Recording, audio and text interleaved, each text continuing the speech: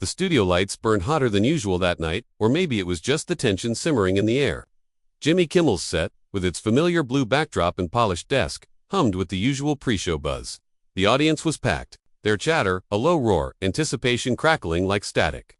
Johnny Depp was the headliner, a rare get for the show. His name alone, enough to spike ratings. He'd been out of the public eye for a while, dodging the relentless churn of headlines, so his appearance was a coup.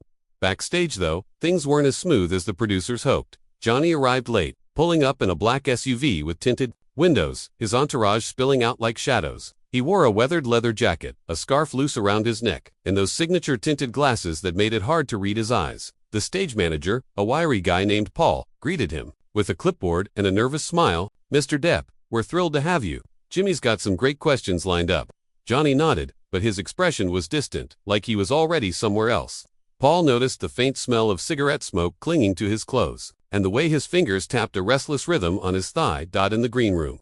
Johnny paced, ignoring the spread of artisanal snacks and bottled water. His manager, a sharp-eyed woman named Claire, hovered nearby, scrolling through her phone, muttering about press schedules. "You good, Johnny?" she asked, not looking up.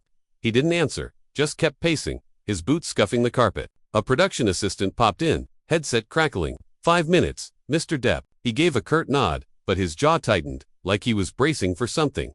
On set, Jimmy was in his element, cracking jokes with the warm-up comedian, loosening the crowd. His suit was crisp, his grin practiced, but he'd been warned about Johnny. The network execs had called it a sensitive booking. Johnny's recent years had been a storm of lawsuits, tabloid fodder, and public feuds, and nobody knew which version of him would show up tonight. The easygoing pirate, the brooding artist, or something else entirely. Jimmy's team had prepped safe questions: his latest film, a quirky indie project, and some light banter about his eccentric style. But Jimmy, ever the opportunist, had a few spicier prompts tucked away, hoping to coax out a viral moment. The band kicked into the show's theme, all brass and swagger, and the audience erupted as Jimmy bounded out, waving, his monologue sharp and topical. He riffed on politics, a viral cat video, and a quick jab at a rival host. Then, the moment arrived. "Ladies and gentlemen, please welcome, the one, the only, Johnny Depp." The crowd roared, a wave of applause crashing over the set. Johnny stepped out, his gait slow, almost deliberate, like a man walking into a room he wasn't sure he wanted to be in. He waved, a half-hearted gesture, and settled into the guest chair, crossing one leg over the other. His smile was thin, more polite than warm. Jimmy leaned forward, all charm. "Johnny, man, it's been a minute. You look like you just stepped off a pirate ship." The audience laughed, and Johnny chuckled, but it didn't reach his eyes. "Yeah, well, I've been hiding out, Jimmy," he said, his voice low, gravelly, with that familiar drawl. "You know how it goes." The crowd ate it up, but there was an edge to his tone, something that made Jimmy's producer, watching from the control booth, shift in her seat. She scribbled a note, "Keep it light." The first few minutes went smooth. Jimmy lobbed softballs Johnny's new film, a passion project about a reclusive painter. Johnny warmed up a bit, spinning a story about getting lost in the role, painting his own hands to feel the character. The audience was rapt, hanging on his every word, his charisma still magnetic despite the years of wear. But Jimmy, sensing the crowd's energy, decided to nudge the conversation toward riskier territory. "So, Johnny," he said, leaning in, with a grin, "you've had quite a ride these past few years. People are dying to know, what's the real story behind all the noise?" The question hung in the air, vague enough to seem innocent, pointed enough to sting. Johnny's smile faltered. Just for a second, he shifted in his seat, uncrossing his legs, his fingers tightening around the armrest. "The real story," he repeated, his voice quieter now, almost to calm. "You tell me, Jimmy, you've read the headlines, haven't you?" The audience laughed, thinking it was a quip, but Jimmy's grin twitched. He hadn't expected pushback so soon. In the control booth, the producer muttered into her headset, "Steer it back, Jimmy." But Jimmy, ever the showman, doubled down. "Oh, come on, man, give us something. You're Johnny Depp. You've got stories the tabloids couldn't dream up." The crowd cheered, egging him on, oblivious to the tightening of Johnny's jaw, the way his eyes flicked toward the exit. The studio air seemed to thicken as Johnny leaned back in his chair, his fingers drumming a slow, deliberate beat on the armrest. The audience, still buzzing from Jimmy's prodding, didn't catch the shift in his posture, the way his shoulders squared like a man readying for a fight. Jimmy, though, saw it. His instincts, honed from years of navigating live TV, screamed to pivot, but the lure of a viral moment was too strong. He pressed on, his voice playful but sharp. "No, seriously, Johnny, you've been through the ringer. Lawsuits, headlines, the whole circus. How do you keep your head above water?" Johnny's eyes, hidden behind those tinted lenses, locked onto Jimmy's. For a moment, the studio felt smaller, the crowd's murmurs fading into a distant hum. "You want to talk about the circus?" Johnny said, his voice low, almost a growl. "How about the one we're in right now? You sit there, Jimmy, with your desk and your cue cards, and you think you can boil my life down to a punchline." The audience let out a nervous laugh, unsure if this was part of the act. Jimmy's smile held, but his eyes flicked to the side, where a producer's shadow loomed just off stage. In the control booth, the tension was palpable. The director, a veteran named Lisa, hissed into her headset, "Jimmy, pull back now." But Jimmy, ever the gambler, leaned in closer, his grin widening to mask the unease. "Come on, Johnny, we're just having fun here. The people love you. They want to know what makes you tick." He gestured to the crowd, who erupted in cheers, feeding the energy Jimmy thrived on. But Johnny wasn't playing along. He tilted, his head, studying Jimmy like a painter sizing up a canvas. "What makes me tick?" he repeated, his voice softer now, almost dangerous. "Maybe I'm tired of people like you thinking they've got me figured out." The crowd hushed, sensing the shift. Backstage, Claire, Johnny's manager, had stopped scrolling her phone. She stood frozen, her eyes darting between Johnny and the stage manager, who was whispering urgently into his headset. Paul, the stage manager, caught her gaze and mouthed, "What's he doing?" Claire shook her head, her lips tight. She'd seen Johnny like this before, not often, but enough to know it could go south fast. He wasn't just reacting. He was recalculating, like a chess player spotting a trap. On set, Jimmy tried to steer the conversation back to safer ground. All right, let's talk about something lighter," he said, flipping through his cue cards with a forced chuckle. "Your new film, man, it's got this wild vibe. Tell us about working with that director. What's his name? The guy with the crazy beard."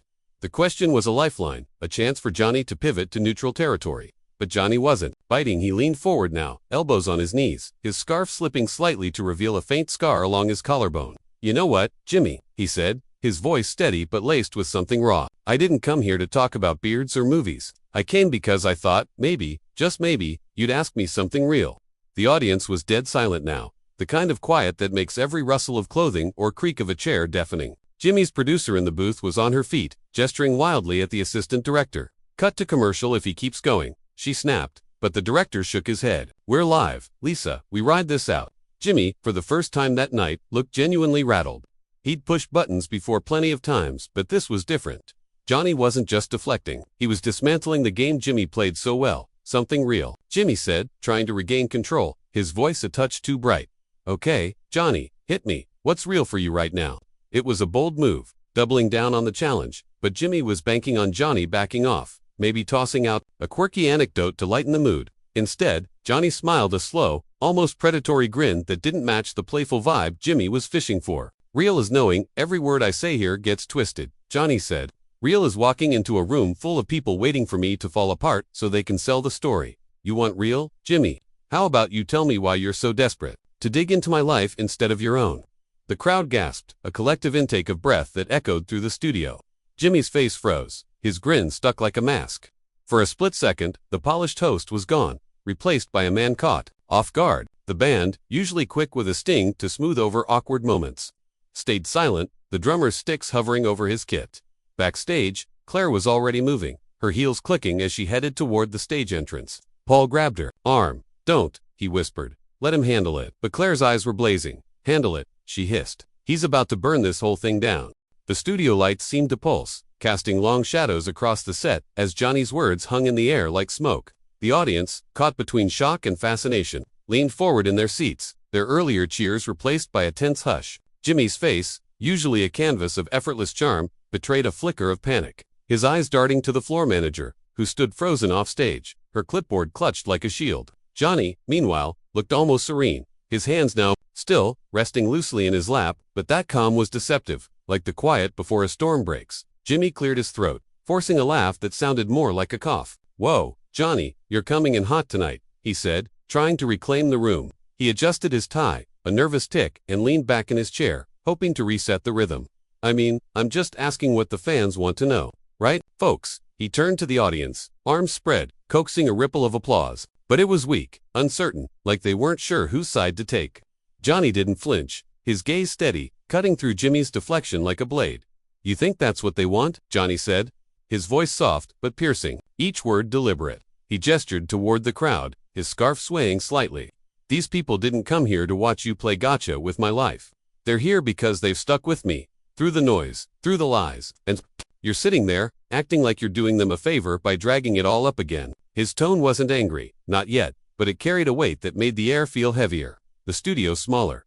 Backstage, Claire was a whirlwind. Her phone now pressed to her ear as she whispered furiously to someone on the other end. No, he's not leaving yet, she snapped, her eyes locked on Johnny through the stage monitor. But if Jimmy keeps pushing, I can't promise he won't. Paul, the stage manager, hovered nearby, his headset crackling with orders from the control booth. Tell Jimmy to pivot to the movie, now. Lisa's voice barked through the line. Paul nodded, but his face said he knew it was too late for that. The script was unraveling, and Johnny was holding the threads. On set, Jimmy tried to pivot anyway, his instincts kicking in. All right, Johnny, let's talk about something else, he said, flipping through his cue cards with a touch too much urgency. You've got this new project, right? That painter role. I heard you went method, like really deep into it. Tell us about that. It was a desperate swing back to safe ground, but Johnny wasn't following. He leaned forward, his elbows on his knees, his tinted glasses catching the light. You don't get it, do you? He said, almost to himself. You think you can just change the subject, like I'm here to play your game.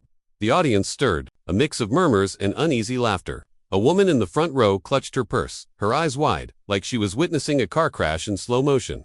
Jimmy's producer, Lisa, was pacing in the control booth now, her voice sharp in the director's ear. If he walks, we're screwed. Get Jimmy to de-escalate. But Jimmy, caught in the moment, couldn't resist one last jab. My game, he said, raising an eyebrow, his tone teasing but brittle. Johnny, this is late-night TV. It's all a game, you know that better than anyone. That was the spark. Johnny's jaw tightened, and he sat back, his hands gripping the armrests so hard his knuckles paled. Maybe I'm done with games, he said, his voice low. Final. He stood, abruptly, the chair scraping against the polished floor, a sound that cut through the studio like a gunshot. The audience gasped, a collective jolt, as Johnny ripped off his mic, the small black clip dangling from his jacket. You want a show, Jimmy? Find someone else to be your clown. He turned, his boots heavy on the stage, and started walking toward the wings. The crowd erupted, some cheering, some shouting for him to stay, a chaotic mix of support and confusion. Jimmy was on his feet now, his hands raised, trying to salvage the moment. Johnny, come on, man, don't do this, he called, his voice cracking with a mix of desperation and disbelief. But Johnny didn't look back. He moved with purpose, his silhouette sharp against the stage lights, heading for the exit. Backstage, Claire was already there, her phone forgotten, her hand reaching for Johnny as he stormed past. Johnny, wait, she said, but he shook his head, his expression unreadable behind those glasses. In the booth, Lisa slammed her hand on the console. Go to commercial, she shouted, and the director scrambled to cue the band. The music kicked in, too loud, too late, as the screen faded to a detergent ad. But the audience wasn't watching the monitors. Their eyes were on the stage, where Jimmy stood alone, his smile gone, the empty chair beside him, a silent accusation. The studio was a frozen tableau as the commercial break jingle faded, the bright detergent ad on the monitors a jarring contrast to the chaos left on set. Jimmy stood rooted behind his desk, his hands still raised as if he could summon Johnny back by sheer will. The audience buzzed, their whispers swelling into a low roar, some craning their necks to catch a glimpse of Johnny's retreating figure through the stage wings. The empty chair beside Jimmy seemed to mock him, its silence louder than the crowd's murmurs. In the control booth, Lisa was a storm of motion, barking orders into her headset. Get me a feed from backstage, now, she snapped, her eyes glued to the monitors. And someone find out where Depp's headed. Backstage, Johnny moved like a man possessed, his boots echoing in the narrow hallway. Claire matched his stride, her voice sharp but low. Johnny, stop. You can't just walk out like that. You know what they'll do with this? He didn't slow down, his scarf trailing behind him like a flag of defiance. Let them, he said, his voice flat. Final. I'm done dancing for their cameras. Claire grabbed his arm, her grip firm, but he shook her off. Not roughly, but with a quiet resolve that made her pause. She'd seen him stubborn before, but this was different, less anger, more exhaustion. Like a man who'd carried too much for too long. Paul, the stage manager, hovered a few steps behind, his clipboard forgotten, his headset crackling with Lisa's voice. Paul, get him back on set, she ordered. But Paul just shook his head, muttering, he's not coming back. He'd worked enough shows to know when a guest was done, and Johnny's exit wasn't theater, it was a line drawn in the sand. The hallway led to a side exit, where Johnny's SUV waited, its engine already running. The driver, a shadow behind tinted glass. Claire tried again, her tone softer now. Johnny, think about this. You walk out, it's all they'll talk about, not the movie, not you, just this. He stopped, just for a moment, his hand on the door. Maybe that's the point. he said, and pushed through. On set, the commercial break was winding down, the band's music swelling as the floor manager signaled for the audience to settle. Jimmy had sunk back into his chair, his face a mask of forced calm, but his fingers tapped a frantic rhythm on the desk. The producer's voice buzzed in his earpiece. "Jimmy, you've got 30 seconds. We go live. You pivot to the next segment. No mention of Depp unless he comes back." Jimmy nodded, though no one could see it, and forced a smile as the stage lights flared back to life. "All right, folks," he said as the cameras rolled, his voice a touch too bright. "Let's keep this party going. Up next, we've got a hilarious clip from." He trailed off, his eyes flicking to the empty chair, the words catching in his throat. The audience wasn't buying it. Their attention was split, half on Jimmy, half on the wings where Johnny had vanished. A few pulled out their phones, already typing, the glow of screens dotting the crowd like fireflies. Social media was igniting, posts and clips of Johnny's walkout spreading faster than the production team could track. In the booth, Lisa watched the monitors, her face grim. "We're trending," she muttered, scrolling through her tablet. And not in a good way. The hashtags were brutal: #DeppWalks, #KimmelFlop, #JohnnySnaps. The narrative was already slipping out of their control. Outside, Johnny slid into the SUV, the door slamming shut with a thud that echoed in the quiet alley. Claire climbed in after him, her phone buzzing with messages from publicists, reporters, and the studio. "This is a mess, Johnny," she said, her voice tight but not accusing. He didn't respond, just stared out the window, his tinted glasses reflecting the city lights. The driver pulled away, the tires crunching on gravel, and for a moment the only sound was the hum of the engine. Then Johnny spoke, his voice barely above a whisper. "They wanted a show. They got one." Back in the studio, Jimmy pushed through the segment, his jokes landing flat, the audience's energy drained. The band played louder, as if to drown out the awkwardness. But the empty chair loomed large, a silent co-star stealing the spotlight.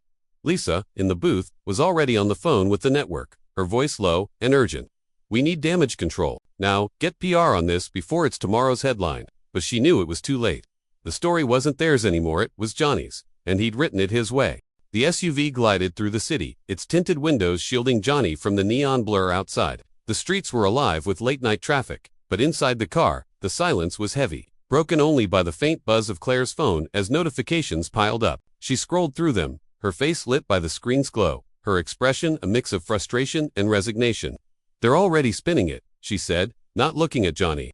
"Half the posts say you had a breakdown, the other half say you owned Kimmel. This is going viral. Johnny, you know that, right?"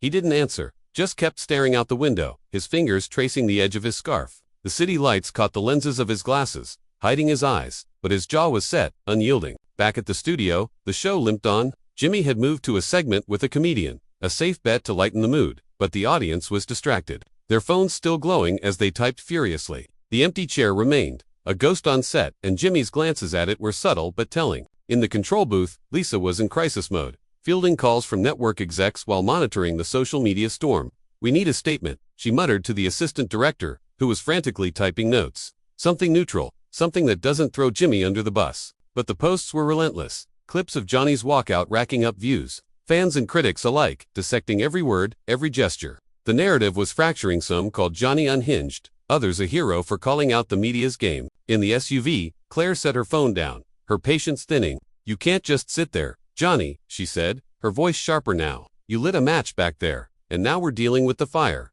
Talk to me, what's the plan?" He finally turned to her, his expression unreadable behind those glasses. "Plan," he said, his voice low, almost amused. "There's no plan, Claire. I said what I said. I walked because I meant it. They don't get to poke at me like I'm some circus act." She sighed, rubbing her temples. "I get it, Johnny, I do, but you just handed them a story on a platter. They'll eat you alive for this." Johnny leaned his head back against the seat, closing his eyes for the first time since they'd left the studio. "Let them," he said, quieter now, the edge gone from his voice. "They've been doing it for years. What's one more headline?" There was a weariness in his tone, a glimpse of the man beneath the myth, the one who'd spent decades under scrutiny, his life carved up for public consumption. Claire softened, just a fraction, and reached for her phone again. "I'm calling the publicist. We need to get ahead of this before it's everywhere." But Johnny shook his head. "No statements," he said, "let it burn." At the studio, the show was wrapping, the band playing out the final credits as Jimmy forced a grin, waving to the crowd. But the energy was gone, the audience filing out, their conversations buzzing with what they'd just witnessed. Backstage, Paul was fielding questions from the crew, who were already gossiping about the fallout. "Is Kimmel in trouble?" one grip asked, coiling cables. Paul shrugged, his face tired. Depends on how the network spins it. But Johnny, he's the story, now. Lisa, still in the booth, was on her third call with the network, her voice hoarse. We'll say it was a misunderstanding, that Johnny wasn't feeling well. We can salvage this. But even she didn't sound convinced. Outside, the SUV pulled into a quiet lot near Johnny's hotel, the driver cutting the engine. Claire was typing again, drafting a message despite Johnny's orders. You might not care about the headlines, she said, not looking up, but I do. We've got your film to think about, your team, this isn't just about you. Johnny opened the door, the cool night air rushing in.